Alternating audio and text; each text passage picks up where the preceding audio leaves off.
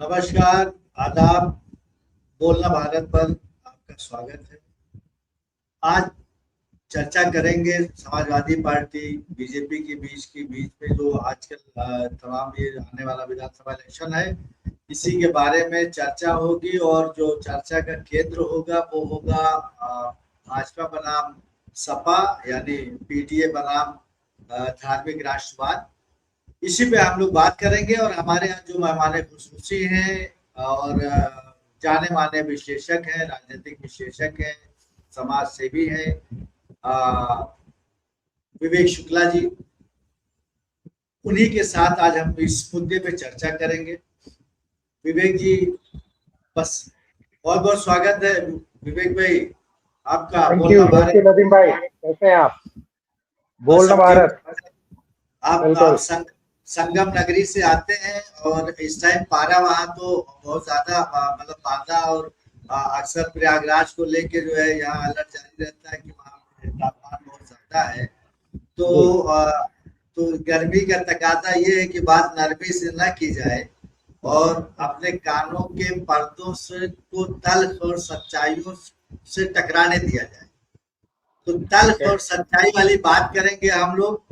और इसका जो केंद्र बिंदु होगा वो समाजवादी पार्टी बीजेपी ही होगा। उसके साथ साथ अलायंस भी आ सकते हैं और इधर बसपा भी है।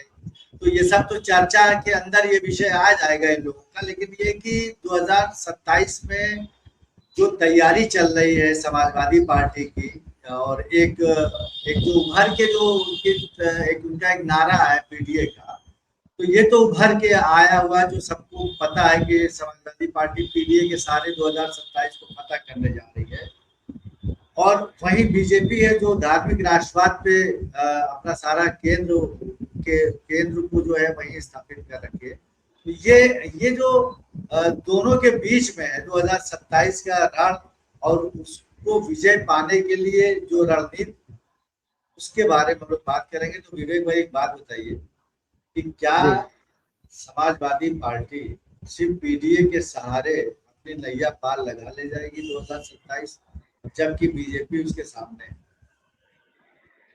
देखिए, पीडीए को थोड़ा रिफाइन करेंगे तो बिल्कुल संभावना बनेगी।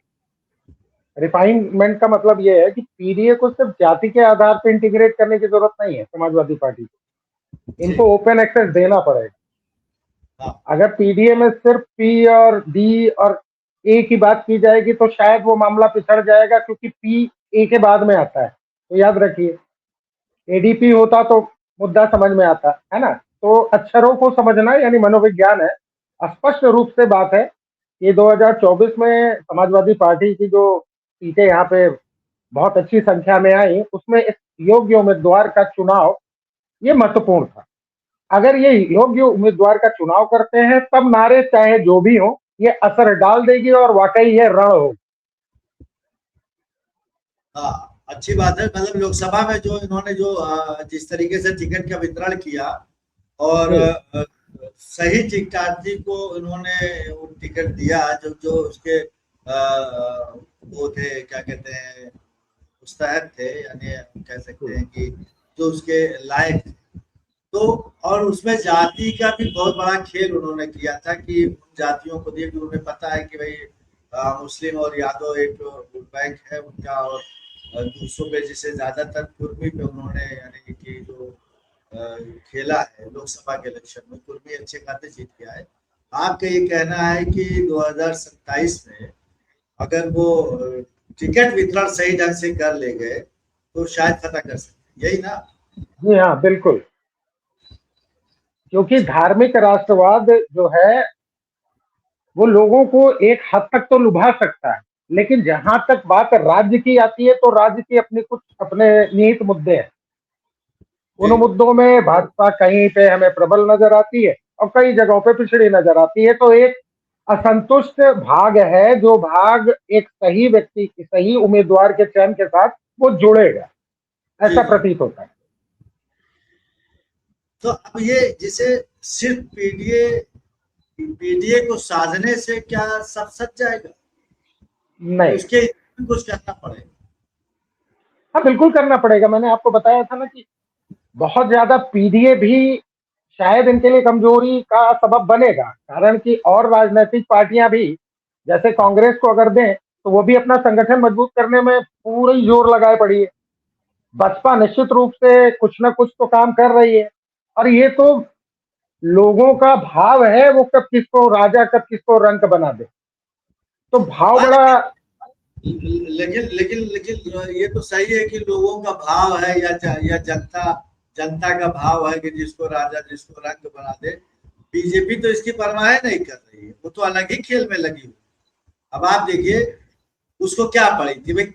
भाई पश्चिम बंगाल में सरकार आपकी बन गई 15 साल, और आजादी से लेके तो भाजपा की तो मेरे ख्याल से पहली सरकार, लेकिन जी हाँ, बिल्कुल। मैं तो बहुत खुश होना चाहिए था भाजपा जी को कि भाई ठीक है, हमारी राज्य में सरकार बन गई, और उसके साथ साथ भाई विधायकों की गिनती होगी तो हमारे और राज्यसभा में भी लोग जाएंगे। लेकिन उसका क्या कारण हो गया कि वो उससे खुश नहीं, संतुष्ट नहीं हुई। उसने कहा कि नहीं, अभी तो हमें इनके सांसदों को भी लाना है जोड़ तोड़ के। तो इसके पीछे क्या खेल है यार विवेक भाई?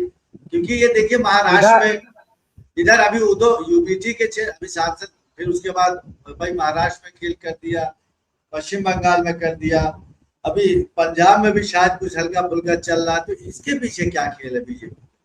नदीम नदीम भाई, बड़ी छोटी सी बात है। भाजपा की अगर स्ट्रेटजी को समझे तो उनका मूल है कि क्षेत्रीय पार्टियां हमेशा राष्ट्रवाद के लिए घातक, वो बाधक है। तो क्षेत्रीय क्षेत्रीय विचारधारा को समाप्त करके एक सूत्र में पिरोना, और तब वो संपूर्ण राष्ट्रवाद उभर के सामने आए।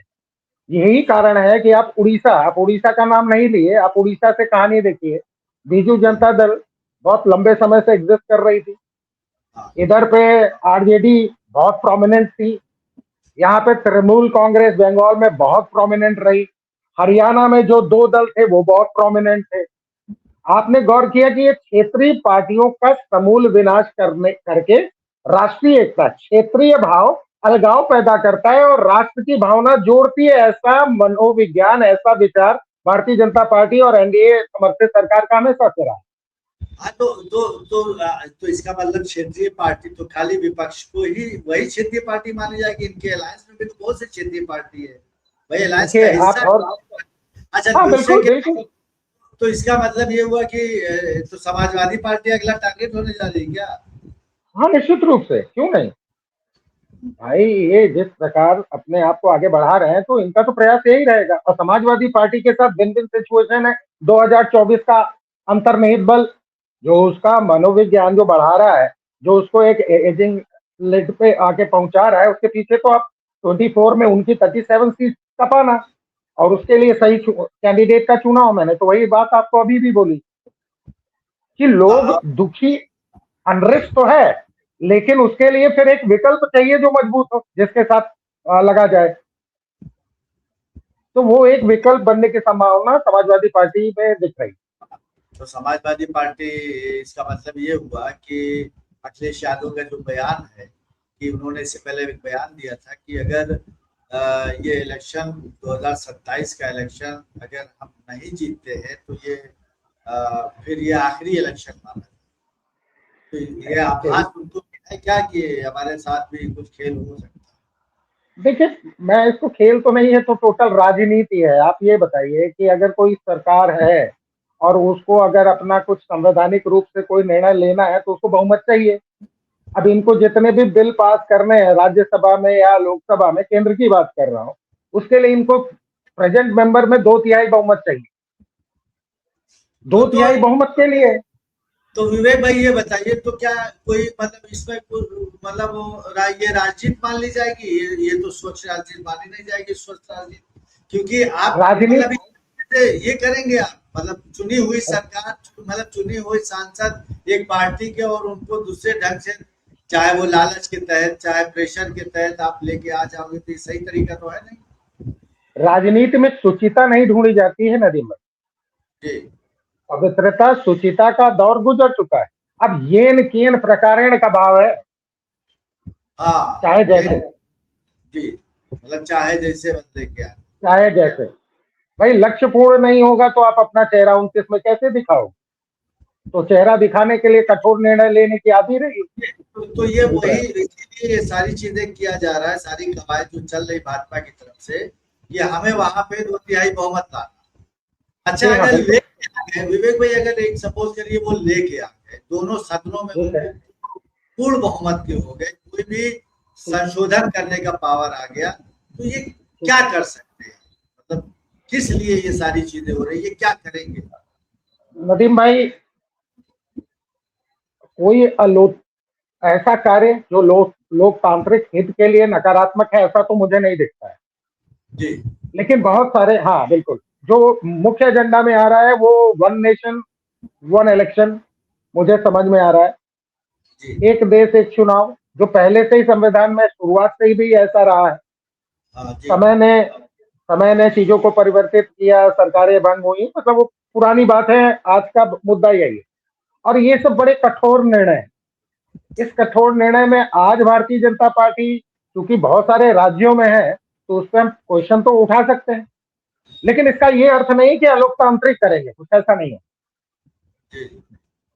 महिला बिल पहले डिलिमिटेशन के साथ होना था, फिर उन्होंने अमेंडमेंट किया कि 2011 के सेंसेक्स को हम बेस बनाते हैं, हम रिजर्वेशन को प्रिवेल करा देते हैं। वो भी आधी आबादी वाली बात है, तो राजनीति है ये। हाँ, डिलिमिटेशन 5 साल, डिलिमिटेशन। बिल्कुल। वो लेकिन ये 2026 में फ्रीज हुआ। तो ये अखिलेश क्या करे, इनके लिए क्या है, कुछ है आपके पास कि मतलब क्या करेंगे? 2026 पीडीए, 2027 पीडीए सारे जीत जाएंगे? नहीं यार, अखिलेश अखिलेश देखिए, अखिलेश जी के पास निश्चित रूप से एक बड़ी मोटी संभावना है, क्योंकि अखिलेश जी नई पीढ़ी के हैं। मतलब भले वो 54 साल की उम्र के हों, लेकिन मैं नई पीढ़ी का मानता हूँ। जिसकी सोच प्रोग्रेसिव है, वो नई पीढ़ी के हैं। और नई पीढ़ी का व्यक्ति को प्रतिनिधित्व तो देना चाहिए। और अब चूंकि राजनीतिक परिपक्वता हो चुकी है, उन्होंने अनुशासन को भी समझ लिया है, और वो राजनीति के समीकरण को भी साधने की स्थिति में आ चुके हैं। तो निश्चित रूप से एक योग्य व्यक्ति है, मौका मिलना चाहिए। और अच्छा, एक सवाल और भी है कि 27 में ब्राह्मण समाज कहाँ जा रहा है? देखिए, ब्राह्मण समाज मायावती तो अपने पास लेने के लिए बात कर रही है कि हमने तो देखिए, ब्राह्मण अगर समाज। ब्राह्मण समाज की बात कही जाए, तो नदीम भाई, पहली चीज तो ब्राह्मण का कार्य शिक्षा देना है। वो जो अच्छा होगा उसके साथ रहेगा, और समूह में कभी ब्राह्मण हो नहीं सकता, क्योंकि समूह की समस्याएं एक जैसी नहीं होती, ऐसा मेरा व्यक्तिगत विचार है। जी। जब समूह की समस्या एक जैसी नहीं होती, तो ऐसी कोई एकजुटता भी नहीं हो सकती। और ये आज से नहीं कह रहा हूं, ये गुण है उनका। क्योंकि मैं एक ब्राह्मण परिवार का हूं, तो मैं ये समझ सकता हूं। जी। ब्राह्मण कभी भी भेड़ की तरह नहीं चलेगा। हाँ। उसको पत्ता जहां जो आखिर, समझ में आएगा समस्या, वहां जाएगा। हाँ, मतलब सब मिला के पत्ता आखिर में खुलेगा। ब्राह्मण नहीं, ऐसा ऐसा कोई पत्ता ही नहीं है। सही है। ऐसा ऐसा कोई पत्ता नहीं है, स्पष्ट है। हाँ, क्योंकि अभी कुछ ऐसा लग नहीं रहा कि किसकी तरफ झुकाव है। वैसे देखा जाए तो इस भाजपा, मतलब भाजपा सरकार, उत्तर प्रदेश की सरकार में कहीं ना कहीं एक नाराजगी तो सामने आई जाती है। जैसे और समाज की आती है, उसमें लोग अब ब्राह्मण समाज को भी जोड़ने लगे हैं। उसको लेके कहा गया, मायावती ने ट्वीट करके कहा भी कि हम ब्राह्मणों के लिए बहुत काम हमने किया, ब्राह्मण समाज के लिए, और ब्राह्मण समाज जो है कहीं ना कहीं हमसे जुड़ा है, और हम उनको टिकट भी ज्यादा दे रहे हैं, इसलिए बाकी पार्टियां नदीम भाई, बड़ी छोटी सी बात है। रणनीतिकार तो ब्राह्मण वस्तुतः होता है। और ब्राह्मण का मतलब वो जाति से ब्राह्मण नहीं हो, जो विद हो, जो ज्ञानी हो, वही ब्राह्मण। बिल्कुल वो सही। रणनीतिकार है, वो भेड़ बकरी नहीं है। वो नहीं, मतलब मुझे तो नहीं लगता राजनीति में इस प्रकार की कोई व्यवस्था है भी, कोई संगठन या समूह है भी। अगर कुछ ऐसा दिखता है, तो उसके पीछे कोई लाभ ही नहीं होगा। अन्यथा की दृष्टि में, जो अगर ब्राह्मण है, वो जाति का नहीं, जो एक वर्ण से ब्राह्मण है, उसका कार्य देश हित, राष्ट्र हित में समर्पित होना चाहिए, और उसको उसका सहयोग करना चाहिए, जो न्यायोचित रूप से सही है। चलिए, बहुत बहुत धन्यवाद शुक्ला जी, विवेक भाई, आपने अपना समय दिया और बड़ी बेबाकी से अपनी बात रखी। किसी और विषय में हम जरूर मिलेंगे आपसे। और हमारे दर्शकों के लिए अगर आप कुछ कहना चाहें तो कह सकते हैं, कोई मैसेज देना चाहें। 2027 के इलेक्शन भी है, तो नदीम कह भाई, सकते हैं। ये भारत को बोलना चाहिए, और आपका जो शीर्षक है बोलना भारत, जी तो मैं तो उज्जवल भविष्य की शुभकामना करता हूं, और भारत के हर एक नागरिक को अपनी बात बेबाकी से रखनी चाहिए, अंतर्निहित लाभ के लिए नहीं। तो साधुवाद आपको एक बहुत अच्छे इनिशिएटिव के लिए। ठीक है विवेक भाई, बहुत बहुत धन्यवाद। और ये पूरी एक विस्तार पूर्वक चर्चा हुआ, और अखिलेश यादव के ऊपर भी कि भाई पीडीए के सहारे के साथ साथ और भी हथियार इस्तेमाल करना पड़ेगा, मतलब टूल्स जो है पॉलिटिकल टूल्स होते हैं उसका अलग बिल्कुल से भी करना पड़ेगा। बिल्कुल। बहुत धन्यवाद, बहुत जी शुक्रिया। जी, धन्यवाद धन्यवाद। नमस्कार नदीम भाई।